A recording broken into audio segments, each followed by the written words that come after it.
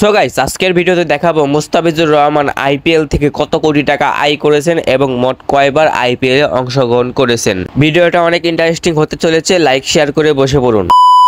মুস্তাফিজুর রহমানকে 2016 সালে সানরাইজার হায়দ্রাবাদ কিনে নেয় 1,40,00,000 টাকার বিনিময়ে। সেবার আইপিএল এ প্রথমবার অংশগ্রহণ করে মুস্তাফিজুর রহমানের পারফরমেন্স কেমন ছিল তা আপনাদের সবারই জানা। প্রথমবার আইপিএল এ সুযোগ পেয়ে তিনি 16টি ম্যাচ খেলার সুযোগ পেয়েছিলেন, এর বিপরীতে তিনি উইকেট পেয়েছিলেন 17টি। এরপরে মুস্তাফিজুর রহমানকে 2017 সালে আবারও দলে কিনে নেয় সানরাইজার হায়দ্রাবাদ 1,40,00,000 টাকার বিনিময়ে। সেইবারের আইপিএল এ মুস্তাফিজুর রহমানকে সানরাইজার হায়দ্রাবাদ ম্যাচ খেলার সুযোগও দেয়নি, মাত্র একটি ম্যাচ খেলার সুযোগ দিয়েছিলেন। আর এরপরে 2018 সালে মুস্তাফিজুর রহমানকে দল থেকে বাদ দিয়ে দেয় সানরাইজার হায়দ্রাবাদ, আর সেই সুযোগটাই লুফে নেয় মুম্বাই ইন্ডিয়ান 2,20,00,000 টাকার বিনিময়ে মুস্তাফিজুর রহমানকে দলে কিনে নেয়। এরপরে 2021 সালে মুস্তাফিজুর রহমানকে দলে কিনে নেয় রাজস্থান রয়্যাল 1 কোটি টাকার বিনিময়ে। সেবার আইপিএল এ মুস্তাফিজুর রহমানের পারফরমেন্স তেমন একটা ভালো ছিল না, এজন্য রাজস্থান রয়্যাল পরের বছর মুস্তাফিজুর রহমানকে আর দলে কিনেনি, আর সেই সুযোগটাই লুফে নেয় দিল্লি ক্যাপিটাল।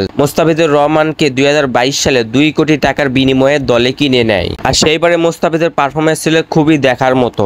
এর ঠিক এক বছর পরে 2023 সালে মুস্তাফিজুর রহমানকে আবারও দলে কিনে নেয় দিল্লি ক্যাপিটাল 2 কোটি টাকার বিনিময়ে। সেবারের আইপিএল এ মুস্তাফিজুর রহমান দিল্লির হয়ে অনেক বাজে পারফরমেন্স করেছিলেন, এজন্য 2024 সালে দিল্লি ক্যাপিটাল তাকে আর দলে কিনেনি, আর সেই সুযোগটাই লুফে নেয় চেন্নাই সুপার কিং। 2 কোটি টাকার বিনিময়ে মুস্তাফিজুর রহমানকে দলে ফেরায় চেন্নাই সুপার কিং।